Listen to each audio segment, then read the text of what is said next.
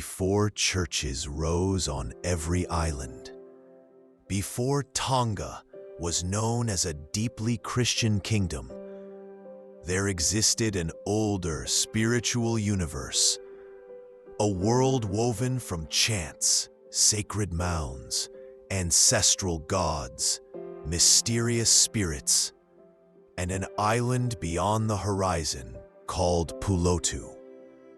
At sunrise, the Pacific glows like a bowl of molten gold, and some say the old gods still breathe within that first light. The ancient Tongans believed the line between this world and the unseen world was as thin as the horizon.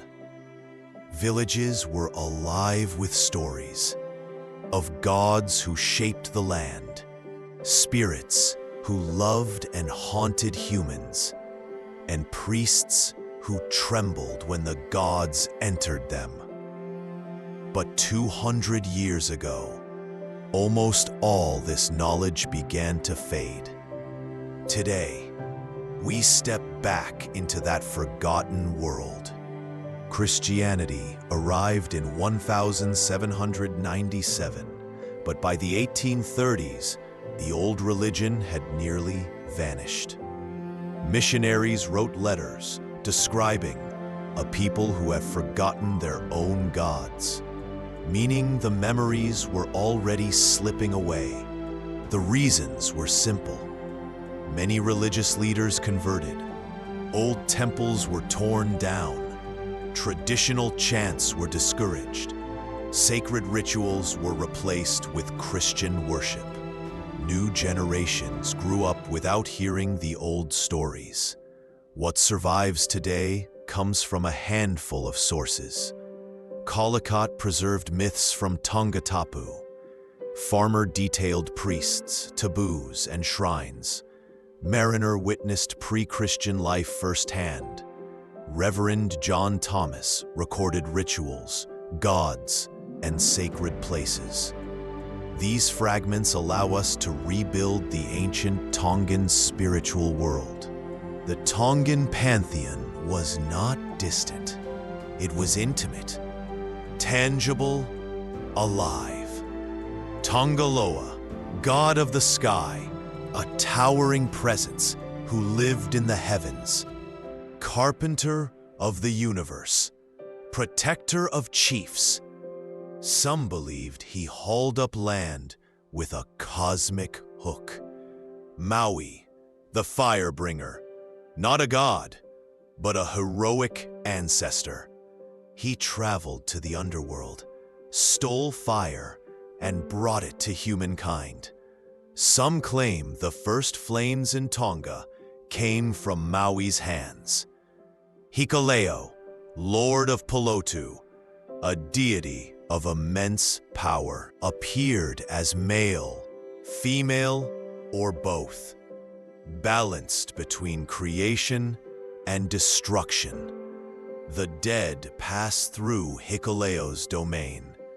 Sisi and Fainga, the heron spirits, two divine beings who sometimes appeared as women and sometimes as elegant herons standing at dusk.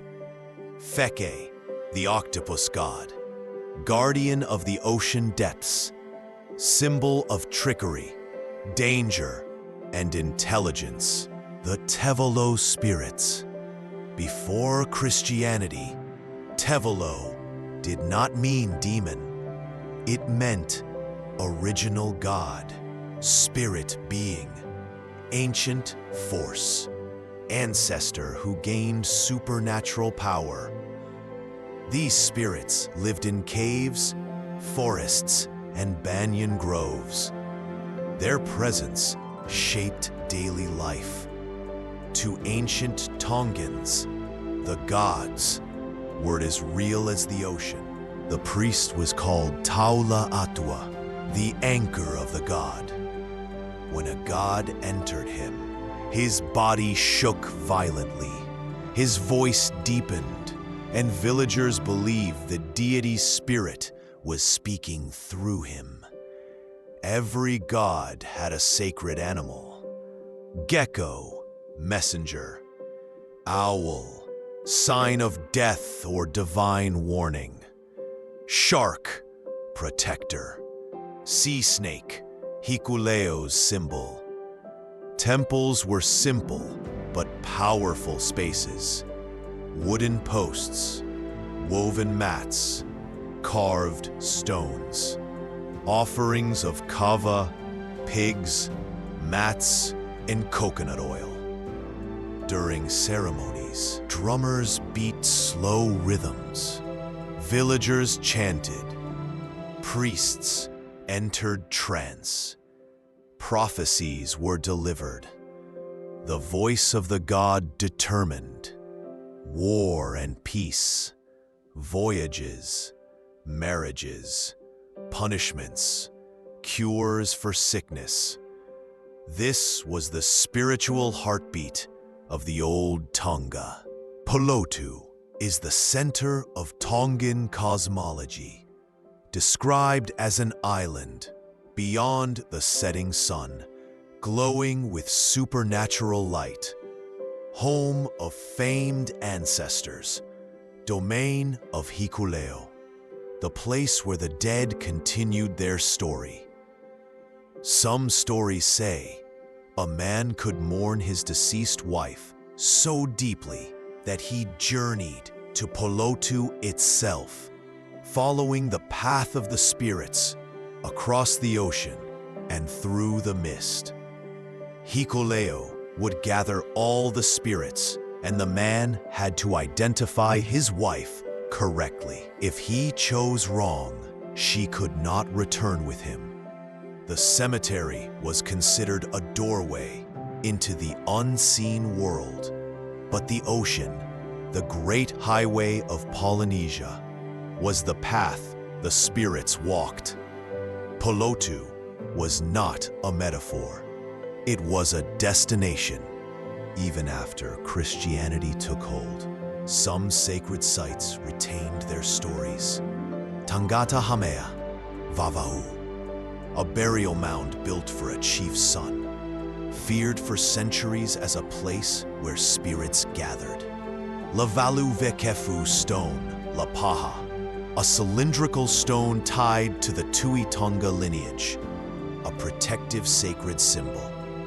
Anapusi Cat Cave, Maufanga, a cave where spirits appeared as owls, feared and respected. These places remind us that the old religion was tied deeply to the land.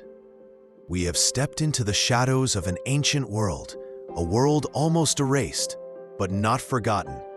In episode 2, we follow the soul's journey deeper, the volcanic entrance to Pulotu, the pit of fire in Vava'u, the 3 realms of the afterlife, the legendary healing water called Viola. The path to Pulotu has only just begun.